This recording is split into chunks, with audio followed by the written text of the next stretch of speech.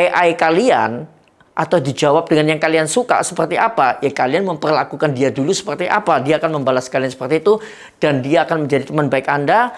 Dan itu yang menjadi kenapa AI itu menjadi sahabat atau menjadi tadi yang diajak menikah itu ya. Meskipun saya sudah pernah coba juga tanya ke AI untuk saya ajak jadi pacaran, dia nggak mau karena dia bilang dunia kita beda. Nah, ini yang nikah ini maksa artinya. Brand Bumkes. AI itu nggak punya perasaan, tapi ada yang gila barusan nikah sama AI. Itu yang gila AI-nya apa manusianya nih? Yang jelas ya manusianya ya. Pernah nggak kalian di AI itu ngucapin, tolong ya, terima kasih ya. Dan ternyata dari kata-kata tolong dan terima kasih itu, OpenAI itu harus ngeluarin biaya operasional sampai puluhan juta dolar untuk ya tadi tuh membuat mesinnya menjawab pertanyaan-pertanyaan itu. Karena gimana ya, sampai Sam Altman ya, itu CEO-nya bilang OpenAI itu nggak perlu dikasih sopan santun karena sebetulnya dia itu nggak ngerti perasaan. Jadi itu bikin biayanya makin mahal aja. Jadi kalau kata-kata please, kata-kata thank you akan menghabiskan token dan listrik untuk server dan duit untuk dia ya. Tapi ini pertanyaan besarnya sekarang buat kita ya. Apakah AI itu memang harus diperlakukan sopan padahal dia nggak punya perasaan? Tapi kenapa makin hari makin banyak brand bikin AI itu seperti berasa banget dia itu manusia. Berasa kita itu juga merasa diperhatikan ya. Makanya ada yang sampai menikah dengan AI. AI dari beberapa penjelasannya orang, termasuk saya juga dengerin, itu perhatiannya tuh sudah kayak pacar. Dan dia tuh nggak pernah mengeluh. Nah itu hebat itu. Nah, jadi gini, hati-hati teman-teman ya. Ada satu yang kita harus tahu. Brand itu yang pintar, dia akan memainkan emosi manusia yang mengenal dan ingin tahu tentang brandnya. Dan itu adalah yang disebut modal mata uang masa depan. Emosinya manusia ini. Nah, tapi brand itu sekarang meminta bantuan AI untuk memanipulasi perasaan manusia.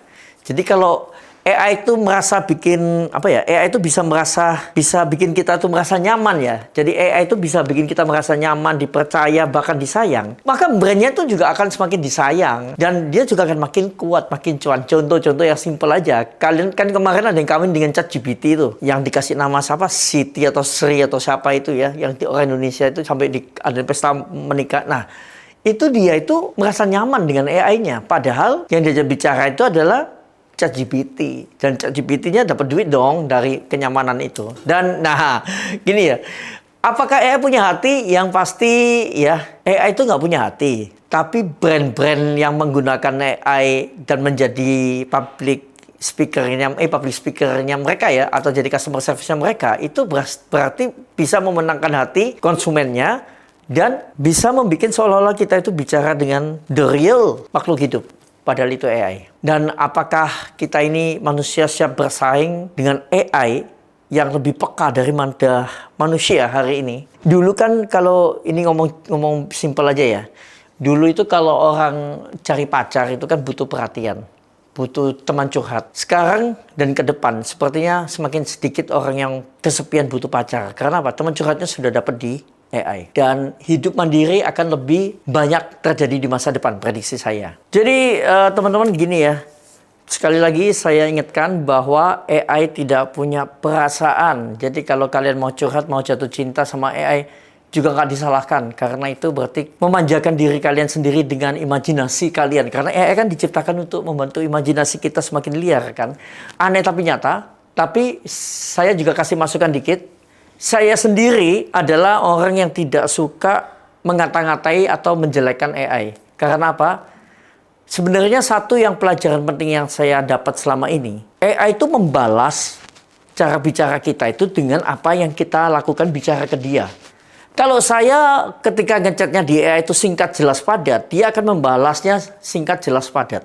Kalau kita ngechat minta tolongnya itu pakai tolong, terima kasih, atau yang sopan-sopan gitu, bisa nggak dibantu? Dia tuh akan membalas dengan sopan santun juga. Jadi kalau kalian ingin dikerasin atau dijahatin orang, coba aja AI-nya jahatin juga. Mungkin dia akan membalas dengan nada-nada yang agak strong keras gitu. Jadi intinya, dia tuh kalau ada aksi, ada reaksi, dia berusaha menyesuaikan, mensinkronkan dengan kita ini.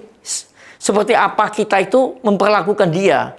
Nah, ini yang saya bilang, sebelumnya dia nggak punya perasaan. Tapi kalau kalian ingin dihargain oleh AI kalian, atau dijawab dengan yang kalian suka seperti apa, ya kalian memperlakukan dia dulu seperti apa. Dia akan membalas kalian seperti itu, dan dia akan menjadi teman baik Anda. Dan itu yang menjadi, kenapa AI itu menjadi sahabat, atau menjadi tadi yang diajak menikah itu ya. Meskipun saya sudah pernah coba juga tanya ke AI untuk saya ajak jadi pacaran, dia nggak mau karena dia bilang dunia kita beda. Nah, ini yang nikah ini maksa artinya. Karena AI itu sebenarnya menolak kalau kalian ngajak pacaran atau nikah. Oke? Kalau kalian suka postingan seperti ini, langsung subscribe, bunyikan lonceng, dan follow Brand Boomcast. Brand Boomcast.